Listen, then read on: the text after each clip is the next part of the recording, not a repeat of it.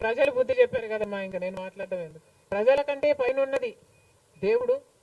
I'm very sure వాళ్ళ పాపం పండుతుంది, పండే రోజు కోసం దేవుడు కూడా ఎదురు చూస్తున్నాడని నా అభిప్రాయం. చంద్రబాబు గారు కూటమి, పవన్ కళ్యాణ్ గారు బీజేపీతో కలిసి ఇక్కడ ప్రభుత్వం ఫామ్ చేయడం జరిగింది. ఈసారి జరిగిన ఎన్నికలు రాష్ట్రంలో చాలా విచిత్రంగా, అన్ప్రిడిక్టబుల్గా, అన్ప్రెసిడెంటెడ్గా ఈ ఎన్నికలు నిలిచాయి. కారణం ఏమిటి అంటే ప్రజలు చాలా డిసిసివ్గా ఒక నిర్ణయం తీసుకున్నారు. మాకు మార్పు కావాలి అన్న నిర్ణయం ప్రజలు తీసుకున్నారు కాబట్టే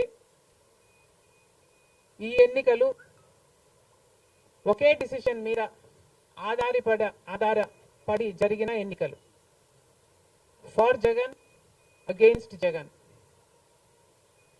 ఇది ఒకటే డిసిషన్ గా ఈ ఎన్నికలు నిలిచాయి. For Jagan or against Jagan. Against Jagan అన్న మార్పు కావాలి అన్న ఈ గట్టి డిసిషన్ ప్రజలు తీసుకున్నారు కాబట్టే ఈరోజు వాళ్ళ ఓటు వేస్ట్ కాకూడదు అన్నట్టుగా చాలా డిసిసివ్ గా they voted with a vengeance for change. ఇది అవునన్నా కాదన్నా ఇది వాస్తవం. కేవలం అంత గట్టి నిర్ణయం ప్రజలు తీసుకొని మార్పు కావాలి అన్న అంత గట్టి డిసిషన్ తీసుకున్నారు కాబట్టి ఇన్ ద ప్రాసెస్ ఈరోజు కాంగ్రెస్ పార్టీ కూడా అనుకున్న మేరకు పర్ఫామ్ చేయలేకపోయింది. కాంగ్రెస్ పార్టీ కూడా కేవలం నెల రోజుల ముందు సర్వే చేస్తే Congress party vote share between 6 to 7% ఉంది. దాన్ని మేము కష్టపడి పనిచేస్తే నేనే స్వయంగా 64 కాన్స్టిట్యుయెన్సీల్లో క్యాంపెయిన్ చేయడం కూడా జరిగింది. వీటన్నిటితో కనీసం 8% దాటుతుంది అని కాంగ్రెస్ పార్టీ ధీమాగా ఉంటే అది కూడా జరగలేదు. కారణం ఏమిటి అంటే ప్రజలు చాలా డిసిసివ్గా వాళ్ళ ఓటు వేస్ట్ కాకూడదు, ప్రభుత్వం ఎలాగైనా మారాలి, మేము మార్చాలి అన్న డిసిషన్ తీసుకున్నారు కాబట్టే ప్రజలు కాంగ్రెస్ పార్టీకి కూడా ఓటు వేయడానికి ఆలోచన చేయడం జరిగింది. ఏది ఏమైనా కాంగ్రెస్ పార్టీ ప్రజల గుండెల్లో స్థానం సంపాదించుకోవడం మొదలుపెట్టింది. ఇది ఇలాగే అంచెలంచెలుగా పెరుగుతూ పోతుంది. రాహుల్ గాంధీ గారి నాయకత్వంలో మేమందరం కూడా కష్టపడి పనిచేయడానికి సిద్ధంగా ఉన్నాం. అటు కేంద్రంలోనైనా ఇటు రాష్ట్రంలోనైనా కాంగ్రెస్ పార్టీకి మంచి భవిష్యత్తు ఉంటుందని 2029 కల్లా మేము ఒక మంచి పొజిషన్లోకి రాగలమని నమ్మకం మా అందరికీ ఉంది. ఈరోజు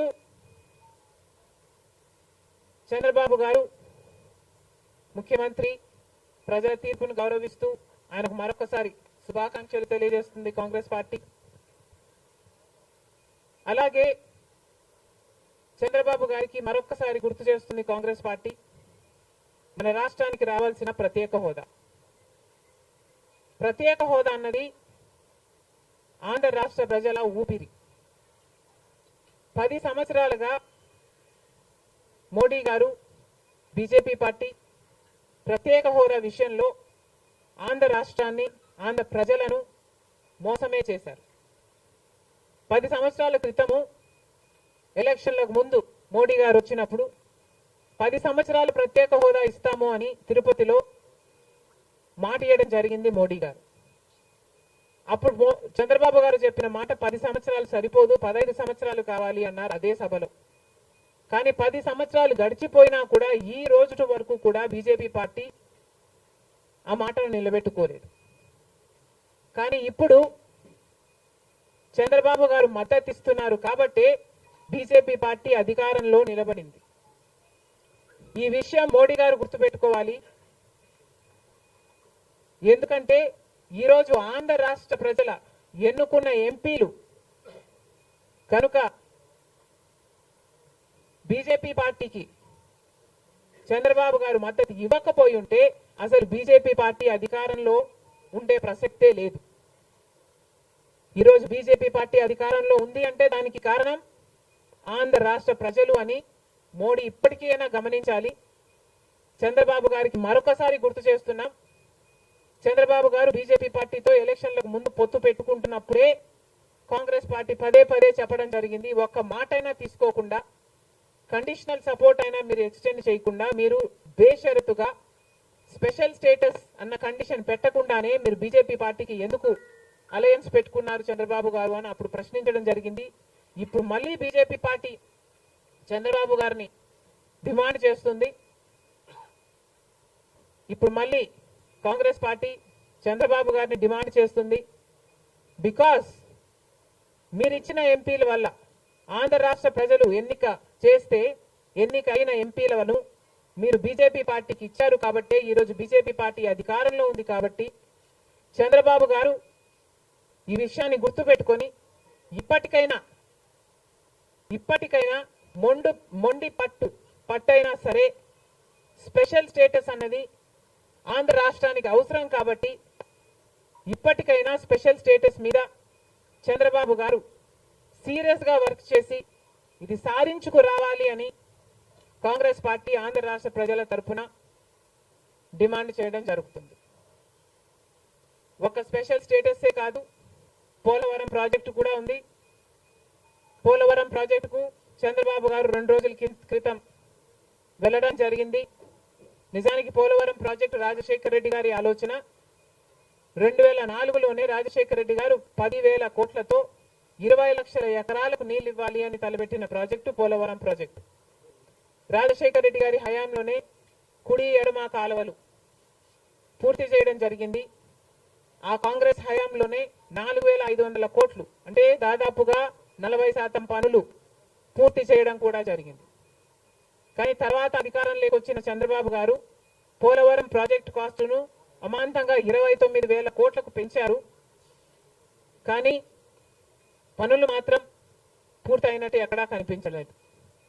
2018 కల్లా నేను పూర్తి చేస్తాను అని రాసి పెట్టుకోండి అని చంద్రబాబు గారు ఆ రోజు అసెంబ్లీ సాక్షిగా ఛాలెంజ్ కూడా చేశారు. కానీ పోలవరం ప్రాజెక్టు చంద్రబాబు గారి వాళ్ళ సాధ్యం కాలేదు, పూర్తి చేయలేదు.